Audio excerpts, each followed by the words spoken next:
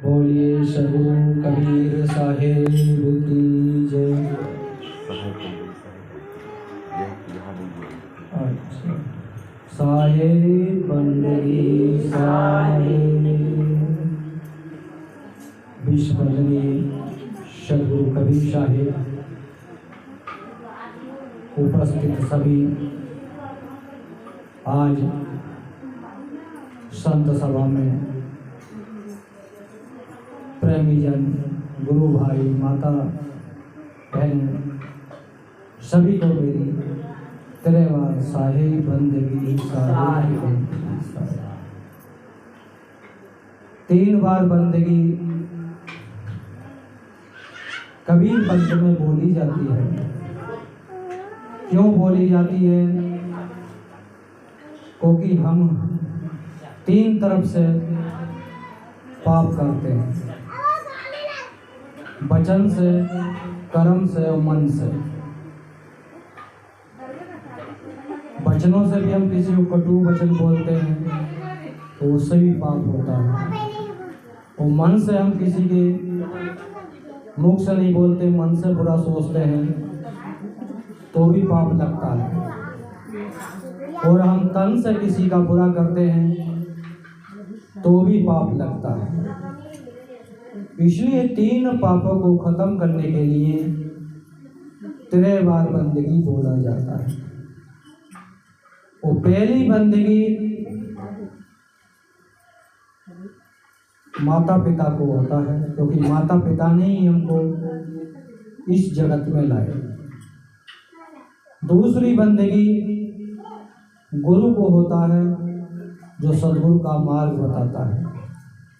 गुरु मार्ग बताएगा जभी हम सद्गुरु का मार्ग जानेंगे, जभी तीसरी बंदगी सद्गुरु को होती है। इसलिए अपने जीवन में पल पल बंदगी हम करते रहेंगे। ज्ञान की बंदगी, सेवा की बंदगी, दया की बंदगी, प्रेम की बंदगी, सुमरन की बंदगी, तो हमारे पाप खत्म होते रहेंगे।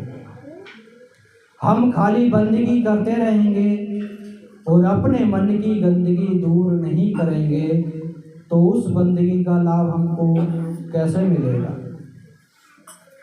तो सद्गुरु कहते हैं कि पल पल गुरु को बंदगी का मतलब है गुरु के मार्ग पर चलना, गुरु के रास्ते पर चलना, और गुरु के जो गुरु ने हमको नाम सुमरन दिया है उसको सुमरन करते रहना। जभी तो पल पल गुरु को बंदगी होगी। गुरु के मार्ग पर नहीं चलेंगे, सद्गुरु के संदेश पर नहीं चलेंगे, माता पिता का आज्ञा का पालन नहीं करेंगे, उनकी सेवा नहीं करेंगे तो गुरु बंदगी कैसे हुई? वो तो बंदगी हमारी रुक गई। माता पिता हमारे खुश नहीं है तो बंदगी हमारी रुक जाएगी। गुरु के साथ हम छल कपट कर रहे हैं तो हमारी बंदगी रुक जाएगी। सद्गुरु को हम सद्गुरु नहीं मान रहे, साधारण व्यक्ति मान रहे तो हमारी बंदगी रुक जाएगी। इसलिए अपने जीवन में बंदगी करेंगे तो हम सद्गुरु के बंदे हो सकते हैं, और जिस दिन सद्गुरु के बंदे बन जाएंगे वो हमारे बंधन छूट जाएंगे। हमको अपने आप को सद्गुरु का बंदा बनाना है तो हमारे बंधन छूटेंगे। जिसको सद्गुरु ने कहा है वो बंधन से बांधिया, एक बेचारा जीव की भी छूटे आप की छुटा में पी। क्यों कहा सद्गुरु ने? या तो व्यक्ति अपने बंधन अपने आप भी तोड़ सकता है, वो नहीं तोड़ सकता तो फिर सद्गुरु तोड़ते हैं। अपने आप कैसे तोड़ता है? कोई व्यक्ति के मन में अच्छे विचार आए कि कोई भी मांस, अंडा मछली खाने से पाप लगता है। उसके मन में विचार आए तो धीरे धीरे उसने खाना छोड़ दिया और फिर उसने अपना खान पीन शुद्ध कर लिया, वाणी वचन शुद्ध कर लिए, तो सोच लो अपने आप विकारों से छूटता चला जा रहा है। केवल छूटे आप तो अपने आप ही छूट रहा है, किसी ने उसको बताया नहीं कि छुटावे पीर। कोई व्यक्ति गुरु शरण में गया तो गुरु ने कहा भाई पहले आपको खान पीन शुद्ध करना पड़ेगा, जब दीक्षा मिलेगी। तो वहाँ गुरु छुटा रहा है, उसको पीर कहते हैं या पीर कहते हैं। तो अगर हम अपने आप छुड़ाएंगे या सतगुरु छुड़ाएगा, वो मन से छोड़ेंगे तो दोनों तरफ से हमको ऊर्जा मिल सकती है। और जबरदस्ती छोड़ेंगे किसी के कहने से, वो मन की इच्छा नहीं हो रही, तो उसकी ऊर्जा हमको नहीं मिल पाएगी। इसलिए जो भी काम करना है मन से करना है। जैसे अभी सब लोग आप भजन गा रहे थे, बहुत मन से और रुचि से गा रहे थे, वो भजन सुनने में आनंद लग रहा था। वो सबका सुर ताल एक था, तो भजन में सुनने में और आपको भजन करने में आनंद मिल रहा था।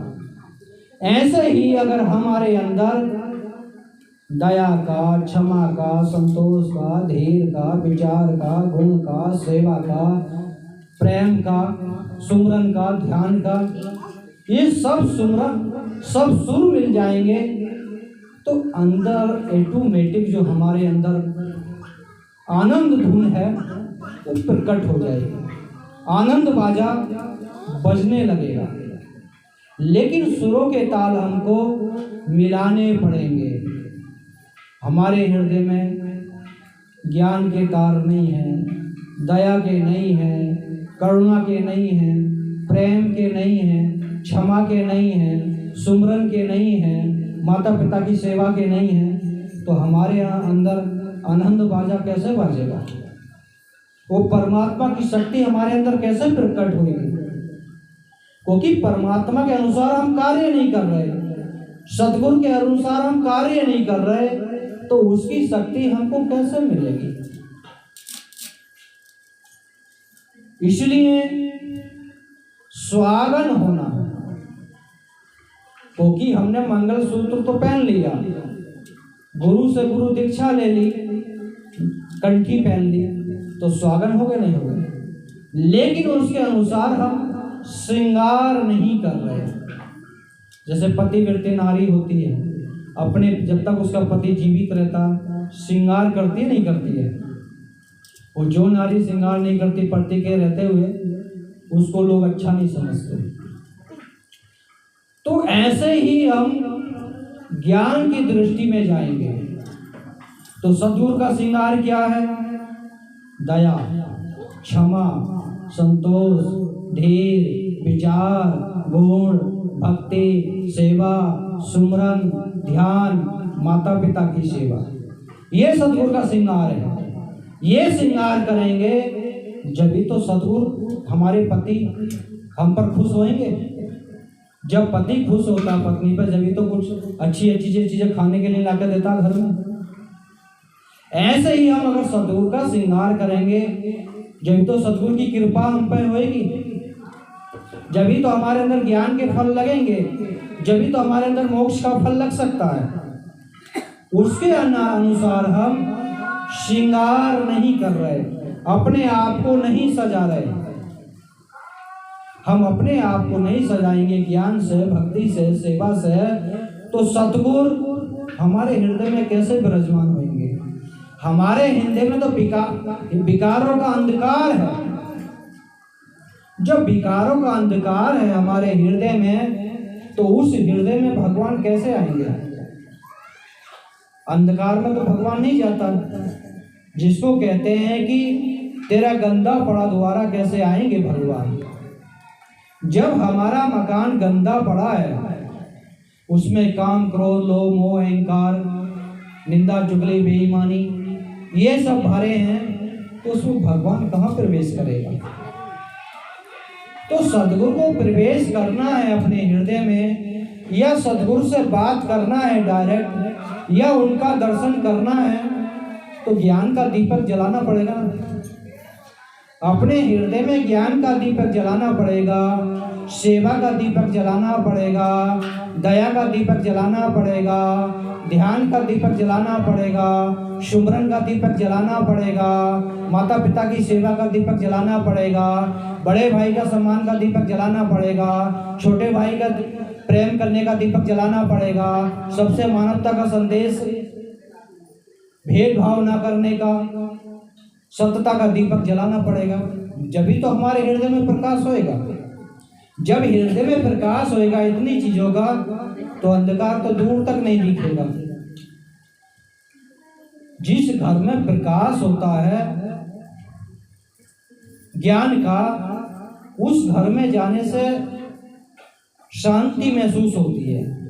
जैसे किसी भी घर, रिश्तेदार के घर जाते हैं, या किसी मंदिर में जाते हैं, या हम अपने गुरुद्वारे में जाते हैं, तो गुरुद्वारे में जाते हैं तो वहाँ जाकर लगता है कि यहाँ हम अपने गुरु के पास जाए तो बहुत शांति मिलती है। क्यों मिलती है? कि वहाँ पर हम अपना एक भाव लेके जाते हैं कि गुरु के दरबार में जाएंगे, सेवा करेंगे, और वहाँ पर हमको गुरु से मिलेंगे, कुछ हमको शांति मिलेगी। ये भाव हमारे अंदर प्रकट हुआ, वहाँ हम गए, गुरु से दर्शन किए, गुरु की शक्ति मिली, तो शांति महसूस होती है।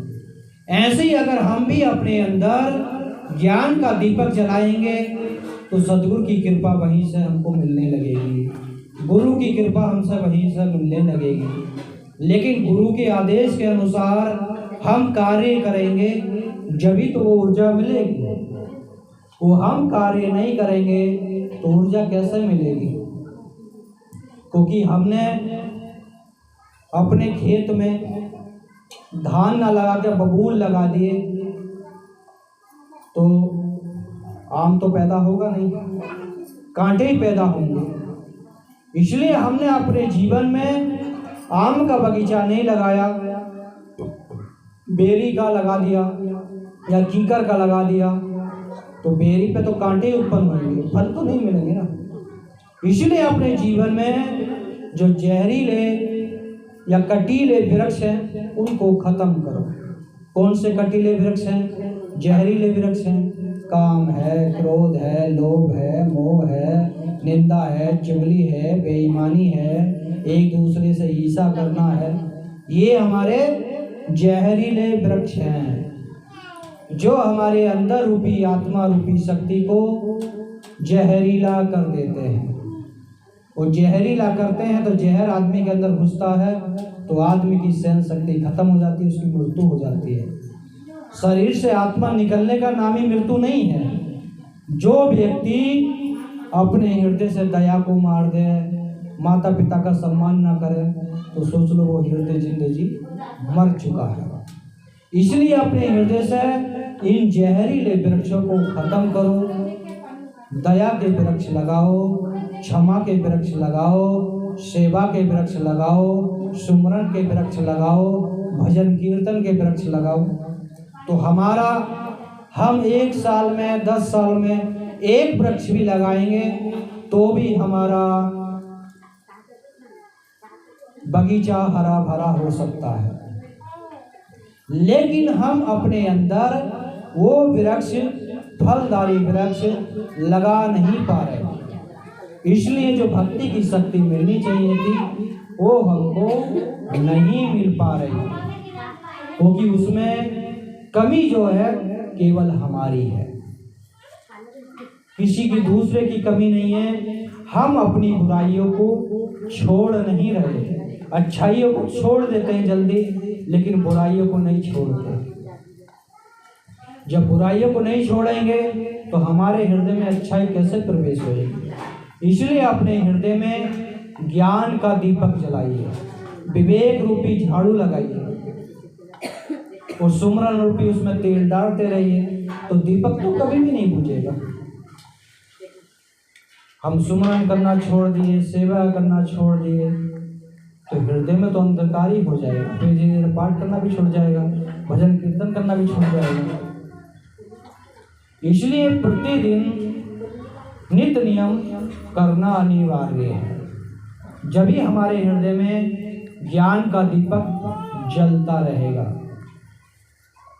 जैसे कि मोबाइल है, इस मोबाइल में लॉक लगाए लेकिन मैं ही खोल सकता हूँ, दूसरा व्यक्ति नहीं खोल सकता क्योंकि पता नहीं है। जब छोटे से मोबाइल का हम बगैर लॉक लगाए इसमें से कोई भी फाइल नहीं देख सकते, तो हमारे अंदर जब हम अपने हृदय का विकारों का लॉक नहीं खोलेंगे, जब भी तो हम उसमें की जो गलत फाइल है जब भी तो डिलीट करेंगे। इसलिए अपने ज्ञान रूपी चाबी से उस विकार रूपी ताला को खोलिए और अंदर से जो विकार रूपी फाइल बनी है उनको सबको धीरे धीरे धीरे धीरे डिलीट कीजिए। जब डिलीट कर देंगे तो हमारा हृदय पूरा साफ हो जाएगा, इस फोन की तरह। जैसे फोन हैंग करता है तो फोन की हम सभी फाइलें डिलीट कर देते हैं, फोन फ्रेश हो जाता है। ऐसे ही अगर हम भी अपने हृदय की जो बुरी फाइलें हमारे हृदय में जमा हैं उनको एक एक करके भी डिलीट करेंगे तो हमारा हृदय रूपी मकान, हृदय रूपी फाइल सफा हो जाएगी, तो भगवान उसमें प्रवेश हो जाएगा।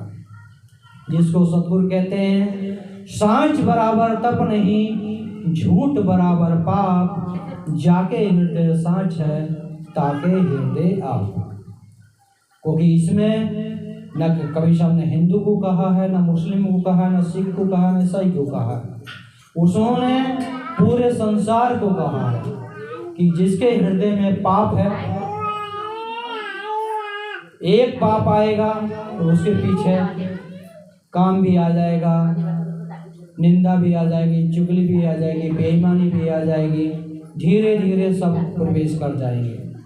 और जब झूठ बोलना छोड़ देंगे तो फिर सत्य के सहारे पे चलेंगे, सत्य के सहारे पे चलेंगे तो सत्य भी आ जाएगा, दया भी आ जाएगी, क्षमा भी आ जाएगी, शील भी आ जाएगा, विचार भी आ जाएगा, सुमरन भी आ जाएगा, ध्यान भी आ जाएगा।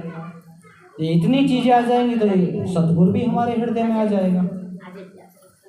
तो इसलिए अपने हृदय में पहले सत्यता को लाना है, बुराइयों को खत्म करना है, जब ही हमारे हृदय में सांच बराबर तप हो सकता है। वो सत्यता नहीं है दूर दूर तक, तो फिर हमारे हृदय में भगवान कैसे आएगा या सतगुरु कैसे आएगा? नहीं आ सकता ना, क्योंकि हमारा द्वारा ही गंदा पड़ा है। द्वारा हम अपना साफ करेंगे जब तो भगवान आएगा। इसलिए अपने मन को हर समय देखिए कि हम किसी की निंदा तो नहीं कर रहे, क्योंकि खाली बैठता तो आदमी निंदा ज़्यादा करता है। आदमी, लेडीज सभी करते हैं, आदमी भी करते कि फलाने का लड़का ऐसा, फलाने की बहू ऐसी है, फलाने की पत्नी ऐसी है। लेडीज लोग भी करती हैं, उसकी बहू ऐसी है, उसकी बेटी ऐसी है, उसकी वो है, उसकी, उसमें लगे रहते हैं। उस चीज़ को छोड़कर हम ध्यान में लगेंगे, सुमरन करेंगे, कभी साहब की वाणी पढ़ेंगे तो हमारा भला होगा नहीं होगा। हम निंदा चुगली में लगे रहेंगे तो हमारे जीवन की भी हानि हो रही है, वो हमारे ऊपर पाप भी चढ़ रहा है।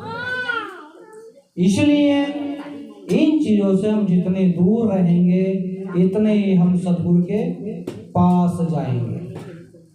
और सद्गुरु के पास जाने के लिए हमको सत्य का मार्ग अपनाना पड़ेगा, सत्य के रास्ते पर चलना पड़ेगा।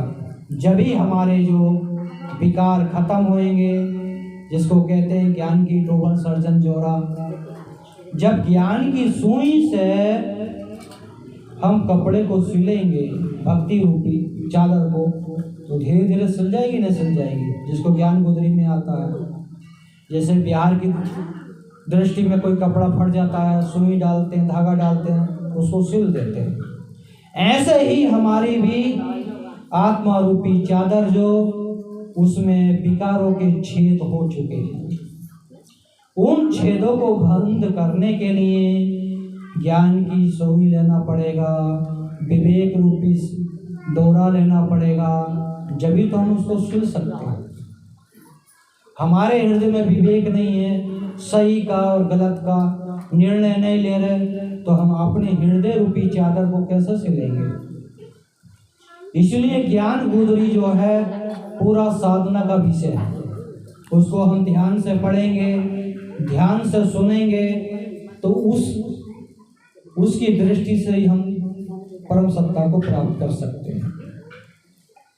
ज्ञान की टोबन सर्जन जो है, ज्ञान के अनुसार चलेंगे, धीरे धीरे धीरे धीरे हमारी भक्ति जुड़ती चली जाएगी और उस परम सत्ता में हम विलीन हो सकते हैं। क्योंकि सब लोग जानते हैं कि समुद्र बूंद में समाया, समुद्र समाया बूंद में जाने बिरला कोई। क्योंकि एक गिलास पानी हमने समुद्र से ले लिया, वो समुद्र का पानी है, सब लोग जानते हैं। लेकिन सद्गुरु कहते हैं कि बूंद समाना समुद्र में, जाने बिरला कोई। क्योंकि हमारे अंदर जो वो है एक बूंद पानी, समुद्र का माने सद्गुरु की शक्ति है, लेकिन हम उसको अपने आप को, उस बूंद को सतगुरु में नहीं समा पा रहे। हम सतगुरु में समा जाएंगे जब तो सागर बनेंगे। जो हृदय रूपी बूंद हमारे सतगुरु ने, गुरु ने हमको दीपक जलाया है, उस बूंद का हम प्रयोग नहीं कर रहे, उसको हम शरणागत नहीं हो रहे, ज्ञान में नहीं मिला रहे, भक्ति में नहीं मिला रहे, सेवा में नहीं मिला रहे, सुमरन में नहीं मिला रहे, तो सागर में कैसे मिलेंगे? सागर तो बहुत दूर है। इसलिए अपने हृदय में दया रूपी सागर भरिए, ज्ञान रूपी सागर को इकट्ठा कीजिए, सुमरन रूपी सागर को इकट्ठा कीजिए। एक एक बूंद इकट्ठा करेंगे तो धीरे धीरे हमारा हृदय उभरने लगेगा, और धीरे धीरे हमारा हृदय ही सागर बन जाएगा। तो जब सागर बन जाएगा तो उसमें से कितना भी पानी निकालो, सागर का पानी कभी खत्म नहीं होता। उसका मतलब ये है कि हम ध्यान साधना भक्ति करेंगे तो हमारे अंदर की कुंडलियां, शक्तियां जागृत होने लगेंगी, आत्मा शक्ति चेतन होने लगेगी, हमारे ज्ञान इंद्रिय खुलने लगेंगे, हमारा तीसरा नेत्र खुल जाएगा, और जो ब्रह्मा विष्णु महेश जितनी देवी देवता हैं वो सब हमारी सेवा में हाजिर हो जाएंगे। जब उस परिस्थिति में हम पहुंचेंगे तो वो फिर उसके बाद हम रुक जाएंगे तो भी हमारी धीरे धीरे शक्ति खत्म हो सकती है।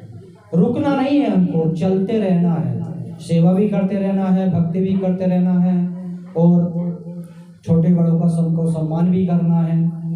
जब ही हमारा जीवन सफल होगा। हम सुमरन करते हैं, ध्यान करते हैं और भजन भी गाते हैं, माता पिता की सेवा नहीं करते, छोटे बड़े का सम्मान नहीं करते, तो भी हमारी भक्ति में रुकावट आ सकती है।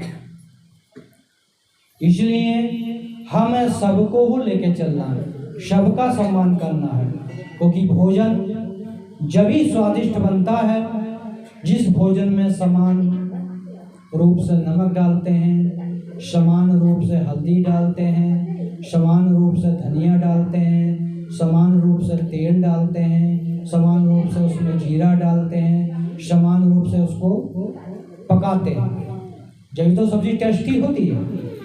ऐसे ही हमारे जीवन में भी सभी चीज होएंगी, दया भी होगी, क्षमा भी होगा, धीर भी होगा, विचार भी होगा, भक्ति भी होगी, सुमरन भी होगा, छोटे बड़े के प्रति प्रेम भी होगा, सम्मान भी होगा। जब तो हमारे हृदय में वो ज्ञान रूपी सब्जी तैयार होगी, भक्ति रूपी सब्जी तैयार होगी, जब तो हम उसका आनंद ले सकते हैं। वो आनंद लेने के लिए हमको अपने आप पर पीएचडी करना होगा। एक तो बाहर की पीएचडी है, जो प्रोफेसर बन के आते हैं वो नौकरी पाते हैं, लेकिन जब हम अपने आप पर पीएचडी करेंगे, अपने आप को जानेंगे कि मेरे अंदर क्या बुराई है, क्या अच्छाई है, उसको महसूस करेंगे, और धीरे धीरे फिर हम बुराइयों को छोड़ने लगेंगे, तो हम सद्गुरु के पास जाने लगेंगे। हम बाहर की बुराई देखते हैं, दूसरे की बुराई देखते हैं, अपनी बुराई को नहीं पढ़ते, अपनी बुराई को नहीं जानते, इसलिए हम जीवन में दुखी रहते हैं।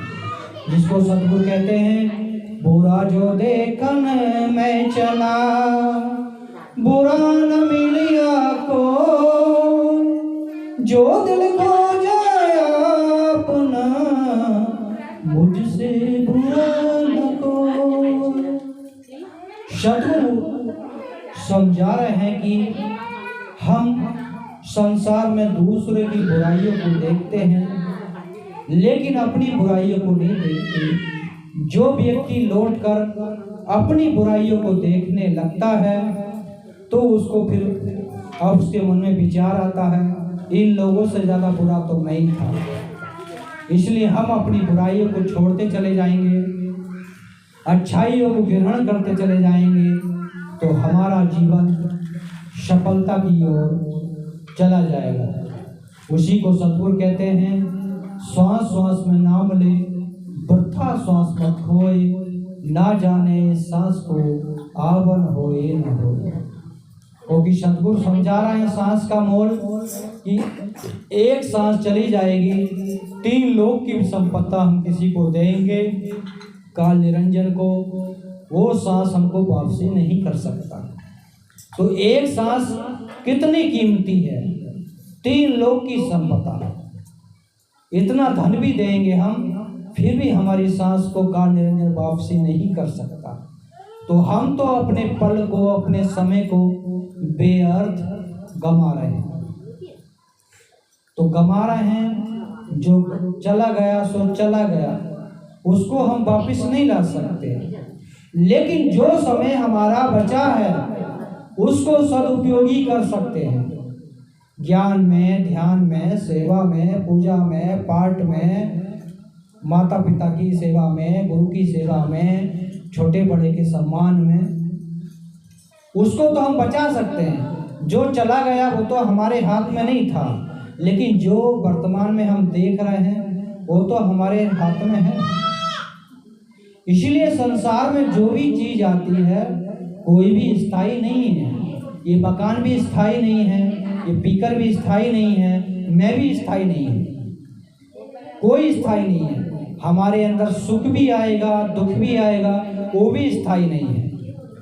हम सुख को देख के हंसेंगे तो किसी गरीब आदमी की मजाक बनाएंगे, तो अगर आने वाले कल में वो सुखी होगा, हम निर्धन हो सकते हैं। इसलिए किसी की भी हंसी मजाक नहीं बनाइए, किसी का सहारा बनिए। हम सहारा बनेंगे तो हमारी भक्ति में प्रवेश होएगा, और हम किसी की मजाक बनाएंगे तो हमारी भक्ति की हानि होगी। इसलिए अपनी भक्ति को प्रबल करने के लिए, भक्ति का बीज बोने के लिए सत्य की खोज करना सबसे जरूरी है।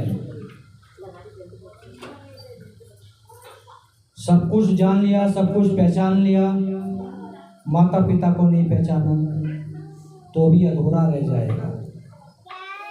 रोज सुमरन करते हैं, पति पत्नी को गाली देता, पति पत्नी को देती है, तो भी बेकार है। एक दूसरे की रिस्पेक्ट करनी है, एक दूसरे से प्रेम से रहना है, जब ही तो हम सद्गुरु से प्रेम कर सकते हैं। जब भाई भाई से हम प्रेम से नहीं रह सकते, पति पत्नी प्रेम से नहीं रह सकते, भाई बंधु प्रेम से नहीं रह सकते, गुरु चेला प्रेम से नहीं रह सकते, तो सद्गुरु की भक्ति कहाँ से कर पाएंगे? हमारा मन यही दुखी है तो सद्गुरु से कैसे प्रेम कर पाएंगे? इसलिए अपने हृदय में ज्ञान रूपी प्रेम को उत्पन्न कीजिए, भक्ति रूपी प्रेम को उत्पन्न कीजिए, सुमरन रूपी प्रेम को उत्पन्न कीजिए, और उसका दिनों दिन व्यापार कीजिए, खूब धन बढ़ाइए। जैसे खाते में पैसा जमा करने के लिए धन कमाई करना पड़ता, कहीं बाहर काम करना पड़ा, जाता नहीं जाता, जब भी तो हम एटीएम से पैसे निकाल सकते हैं। ऐसे ही हमको भी सद्गुरु की मजदूरी रोज करना चाहिए। ध्यान से, सुमरन से, सेवा से, भक्ति से।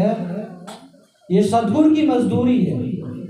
और सद्गुरु की मजदूरी हम कर नहीं रहे तो सद्गुरु हमको धन, सद्गुरु के खाते से हम कैसे पैसा निकाल सकते हैं? हमने जमा तो कुछ किया ही नहीं।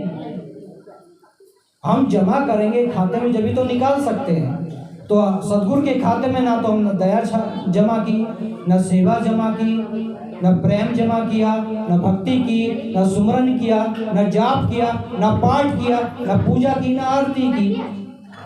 जब धन हमने इकट्ठा नहीं किया सद्गुरु के खाते में तो निकाल कैसे सकते हैं? जो लोग, जो संत, जो भक्त उस भक्ति रूपी को सद्गुरु के खाते में जमा करते हैं तो वो निकाल के दूसरे का भला कर देते हैं। कोई नहीं कहते कि कोई व्यक्ति सद्गुरु के खाते में इतना जमा था, जभी तो कमाल ही को जिंदा कर दिया था, कमाल को जिंदा कर दिया था, क्योंकि उनके खाते में इतना बैलेंस था, जभी तो जिंदा किया। और भी बहुत संतों ने अपने आशीर्वाद से भक्तों के दुख दूर किए हैं, क्योंकि उनके खाते में इतना था, थोड़ा सा उनको दे दिया, उसके दुख दूर हो गए। ऐसा होता है, हम भी कर सकते हैं, आप भी कर सकते हैं, लेकिन हम सद्गुरु की मजदूरी करेंगे जभी तो निकाल के हम दूसरे को दे सकते हैं। हमारा खाता खुद ही खाली पड़ा है तो हम दूसरे को कहां से भला कर सकते हैं? इसलिए अपने आप में इतने धनी बनो कि दीन दुखी, कोई भूखा प्यासा आए या कोई पीड़ित व्यक्ति है बीमारी से, वो हमारे अंदर इतना बैलेंस है, हम उसको आशीर्वाद दे सकते हैं तो उसकी बीमारी खत्म हो सकती है। अगर हमारे अंदर वो भक्ति का इतना बैलेंस है तो हम तो खुद ही जीरो हैं, तो दूसरे को कहां से बैलेंस दे सकते हैं? इसलिए एक बार की बात है, एक संत जा रहे थे और किसी गांव में रहने लगे, ध्यान पूजा करते थे, और एक विधवा माता थी, उसका एक ही बेटा था, उसको संतों पर बहुत विश्वास था। समय आया, उस बच्चे का शरीर छूट गया, लेकिन एक ही बच्चा था, उससे बहुत प्रेम था। गांव वाले उसको देह संस्कार करने के लिए लेके जाना चाहते थे, लेकिन वो माता ने उसको, लड़के को नहीं जाने दिया। उस माता ने कहा कि गुरुजी कह देंगे कि तेरा बेटा मर गया तो मैं जाने दूंगी, जब तक गुरुजी नहीं कहेंगे या साहेब नहीं कहेंगे जब तक मैं नहीं मानूंगी। तो उन साहेब को बुलाया गया, तो साहेब ने उसकी जिज्ञासा को देखा, उसकी मर्यादा को देखा, वो संतों की मर्यादा को देखा कि अगर मैं इसकी भला नहीं करूंगा तो संतों से इसका विश्वास उठ जाएगा।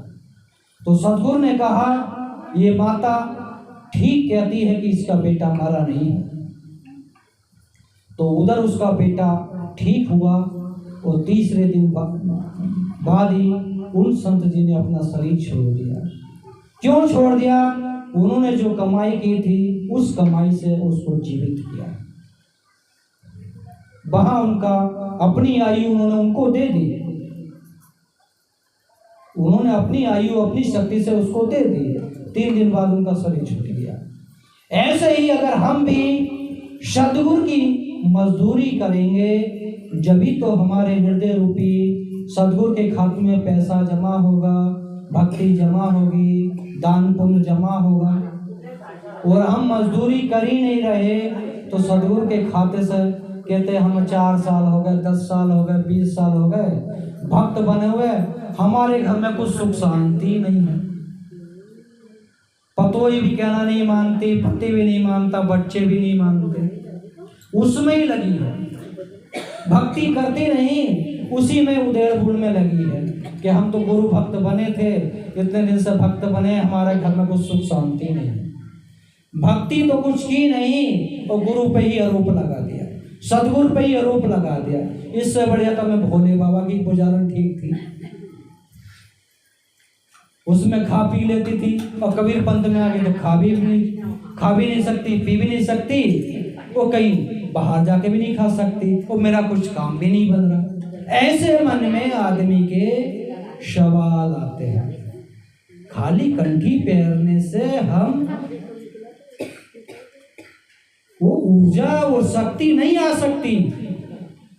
हमको सतगुरु की मजदूरी करनी होगी और सतगुरु की मर्जी मजदूरी करेंगे जब तो बैलेंस निकाल सकते हैं। इसलिए प्रतिदिन एकांत में बैठिए, ध्यान कीजिए, सुमरन कीजिए, माला से करो, जप के करो, लिख के करो, जैसे आपको अच्छा लगे वैसा सुमरन एकांत में बैठकर जरूर करो। आरती भी करो, पाठ भी करो, लेकिन एकांत में बैठकर ध्यान सुमरन जरूर करो। या तो जागत है रोगी या जागत है संत या भक्त रात में भजन करने के लिए। जिसको बीमारी है वो बेचारे को, उसको नींद नहीं आएगी, वो भी जागेगा। या फिर जिसको हृदय से लगा के मुझको सब बच्चे उच्चे सो गए, गांव में आसपास में कोई हल्ला गुल्ला नहीं हो रहा, अब मुझे भक्ति भजन करना चाहिए, या तो वो व्यक्ति जागेगा। हमारे हृदय से होगा कि हमको भजन भक्ति करना है तो हमारे अंदर वो शक्ति ऊर्जा आने लगेगी।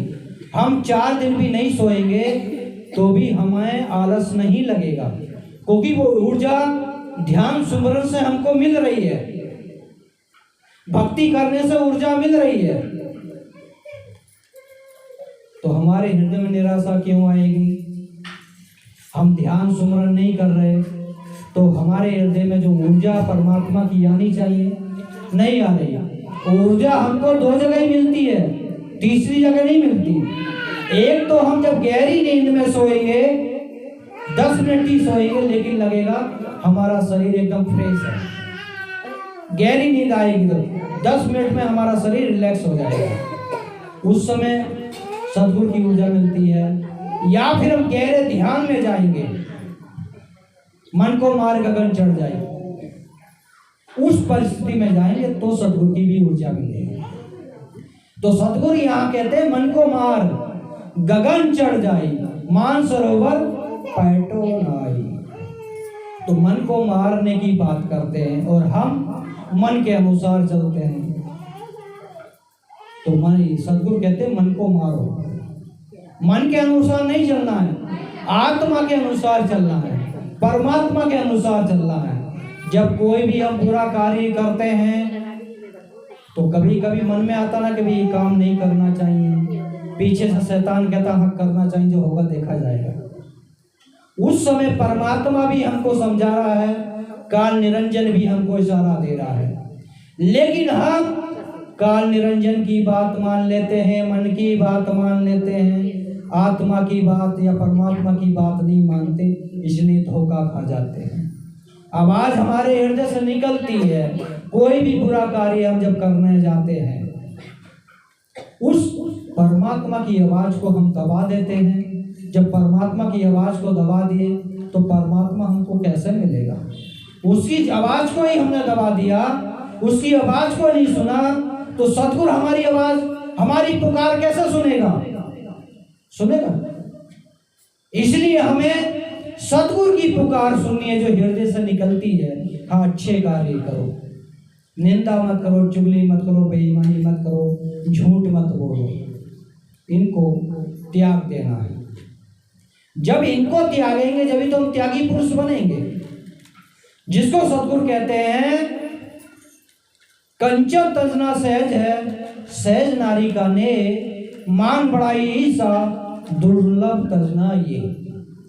सद्गुरु कहते हैं कोई घर बार छोड़कर चला गया, सन्यासी बन गया, कोई बड़ी बात नहीं है।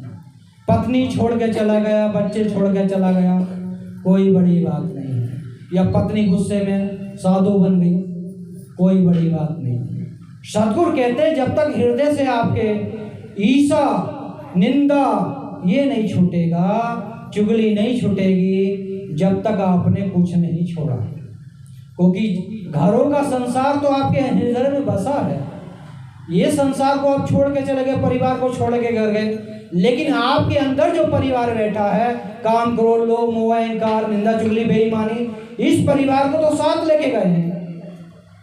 तो सद्गुरु कहते हैं इस परिवार को छोड़ोगे तो हर जगह सद्गुरु की प्राप्ति हो सकती है। और इस परिवार को नहीं छोड़ा तो हम ग्रस्त में रहें या विरक्त में रहें या रोज गुरु जी के साथ में ही रहें, गुरु जी के साथ ही पूजा पाठ करें तो कुछ मिलेगा?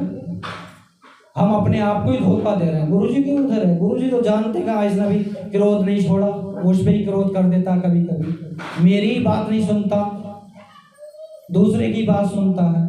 तो हम गुरु को धोखा नहीं दे रहे, सदगुरु को धोखा नहीं दे रहे, हम अपने आप को धोखा दे रहे हैं। और अपने आप को धोखा देना तो हम वहां काल निरंजन के इशारे पे चल रहे हैं। लोग कहते हैं काल निरंजन कहाँ पर है? वो तो हमने देखा नहीं।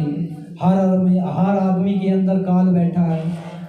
क्रोध आ गया तो काल आ गया, दया जहाँ दया है जहाँ क्षमा है।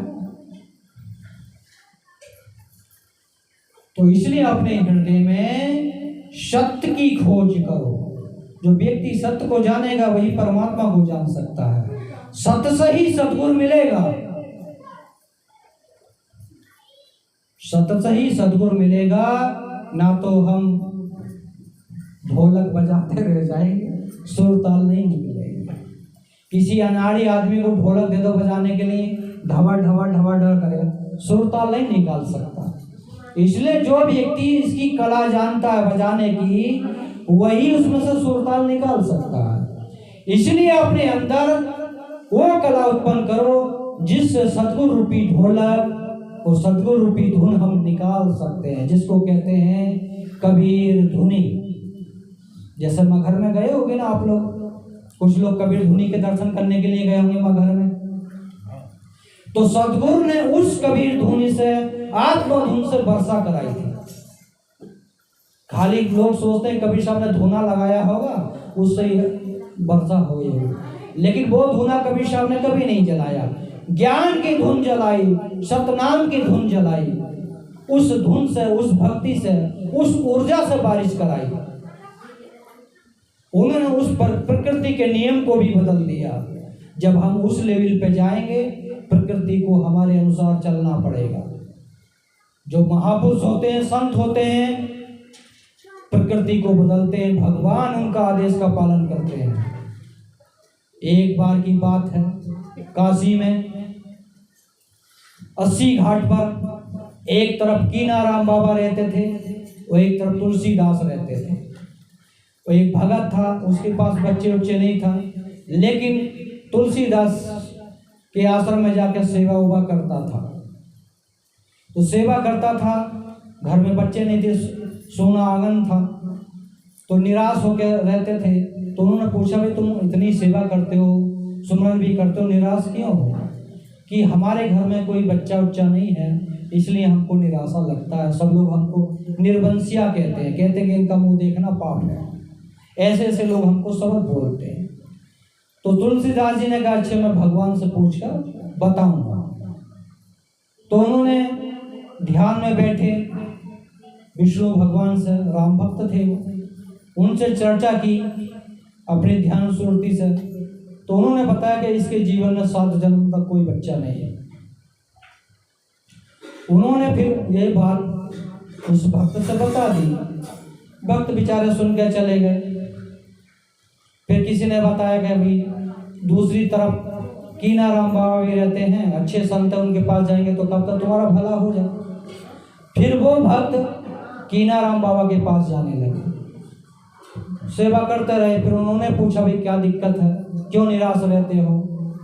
कि हमारे घर में कोई बच्चा नहीं है, इसलिए हम उदास रहते हैं। लोग हमको ताने मारते हैं कि जा तेरे घर 4 बच्चे हो जाएंगे। उन्होंने ये आशीर्वाद दे दिया। धीरे धीरे समय व्यतीत हुआ, 4 बच्चे आंगन में खेल रहे। उस समय हुआ, तुलसीदास उस रास्ते से गुजरे, उनको याद है ये तो मेरा भगत था, सेवा करने जाता, इसका हालचाल पूछ लेते। तो तुलसीदास जी गए, 4 बच्चे खेल रहे हैं। उन्होंने कहा, भाई महाराज जी आए, उनका नमस्कार करो, बंदगी करो। उनका भी किसके बच्चे हैं? कि भाई हमारे बच्चे हैं। कि कैसे हो गए? कि कीनाराम बाबा ने आशीर्वाद दिया था, उनके आशीर्वाद से 4 बच्चे हुए। तो तुलसीदास के ठेस लगी, कि भगवान ने मुझसे झूठ बोला, मेरा अपमान किया और मैं इतना उनका भजन भक्ति करता, उनको उस चीज़ का इनकार। तो उन्होंने फिर शाम को फिर गए, फिर अपनी ध्यान साधना की, फिर सुरती ढोल लगाई, फिर भगवान से बात की कि आपने मुझसे क्यों झूठ बोला कि उसके जीवन में 7 जन्मों तक कोई बच्चा नहीं है, उसके तो 4 बच्चे खेल रहे हैं। तो विष्णु भगवान वहां मौन रहे और रहने के बाद कहा कि मैं संत की बात को नहीं टाल सकता। उसके बाद समय व्यतीत हो गया। तुलसीदास से कहे कि मुझे मनुष्य का ताजा मांस चाहिए और पूरे शरीर से थोड़ा थोड़ा सब चाहिए। तो तुलसीदास को कटोरा दे दिया, उनकी परीक्षा लेंगे कि कितना बड़ा भक्त है ये। तो तुलसीदास सबके पास गए, सबने मना कर दिया कि भाई हम अपना मांस क्यों देंगे, ये भगवान ने मांगा है। तो भी लोगों ने मना कर दिया। तो फिर वो कीनाराम बाबा के पास गए, उन्होंने बात रखी कि भगवान ने ताजा मांस मांगा मनुष्य का, पूरे काशी में घूम लिया, किसी ने नहीं दिया। तो तुलसीदास उन्हें कीनाराम बाबा ने अपने शरीर से थोड़ा थोड़ा निकाल कर दे दिया कि जाओ दे देना भगवान। तो शाम हो गई, पहुँचते पहुँचते फिर भगवान की आरती प्रार्थना की, सुरती लगाई। भगवान ने कहा कि भाई ये आपने जो मांग की थी मैं पूरा कर दिया। तो विष्णु ने कहा, विष्णु भगवान ने, कि मांस तो तेरे पास ही था, तूने अपना क्यों नहीं दिया। जब उन्होंने मेरी बात को नहीं टाला तो मैं उनकी बात को क्यों टालूं। तू अपने आप को इतना बड़ा भक्त समझता है, मांस तो तेरे पास ही था, और संसार में तुझे किसी ने नहीं दिया, और तेने भी नहीं दिया, देखो उसने दे दिया। उन्होंने मेरी बात को माना तो मैं उनकी बात को कैसे टाल दूं। इसलिए अगर हम सदगुरु की भक्ति करेंगे, सदगुरु की मजदूरी करेंगे, तो सदगुरु हमारी बात को क्यों टालेंगे। इसलिए अपने जीवन में इतना भक्ति, इतना सुमरन, इतना ध्यान करते रहो, जीवन आनंदमय हो जाए और आप ऐसा बगीचा अपना लगा के जाएं, आपके पूर्वज भी उस बगीचे के फल खाते रहे कि हमारी दादी, हमारी नानी, हमारे दादा, हमारी दादी इतनी भक्ति करती थी, हमको भी भजन भक्ति करना चाहिए, उन जैसा बनना चाहिए। तो आप लोगों से, हम लोगों से लोग प्रेरणा लेंगे, क्योंकि जो भी महापुरुष आए हैं उन्होंने कुछ ना कुछ भक्ति सेवा की है, जब भी तो आज हम उनकी पूजा पाठ कर रहे हैं। न तो कितने साधु संत, कितने भगवान मर गए, कोई किसी का पूजा पाठ नहीं करता, लेकिन उन्होंने अपने जीवन में कुछ ऊर्जा प्राप्त की, ऐसा ज्ञान प्राप्त किया, ऐसी खुशबू प्राप्त की जो हम उसकी सुगंध को लेने के लिए उनकी शरण में जाते हैं। जैसे गुलाब का फूल है, असली गुलाब का फूल है, सूखने के बाद भी उसमें सुगंध बरकरार रहेगी, तो देसी गुलाब होता है। और रेडीमेड गुलाब है, चलेगा ज्यादा, देखेगा भी अच्छा, लेकिन उसमें खुशबू नहीं होगी। वो देसी गुलाब तोड़ोगे, 10 मिनट धूप में रखोगे, मुरझा जाएगा, लेकिन उसकी सुगंध खत्म नहीं होगी। इसलिए अपने अंदर उस सुगंध को प्रकट करो, देसी गुलाब की तरह, जो मरने के बाद या सूखने के बाद भी उसकी सुगंध खत्म नहीं होती। ऐसे ही अगर हमारा शरीर चला जाएगा तो हमारे अंदर वो सुगंध पैदा हो जाएगी, हमारे जाने के बाद भी लोग उस सुगंध का आनंद लेंगे। जैसे आज हम सदगुरु की सुगंध का आनंद लेने के लिए यहाँ एकत्रित हुए हैं, उनकी वाणी वचन का आनंद लेने के लिए एकत्रित हुए हैं। इसलिए हमको सदगुरु की भक्ति, सदगुरु की मजदूरी करते रहना चाहिए, जब ही हमारा जीवन सफल होगा, धन होगा। ज़्यादा ना कहते हुए मैं अपने शब्दों को विराम देता हूँ और सभी की शुभ मंगल कामना की दुआ करता हूँ। जरूर अपने विकारों को त्यागो, अच्छाई को अपने अंदर लाओ, तो सद्गुरु की प्राप्ति हमको, आपको, सबको जल्दी हो सकती है।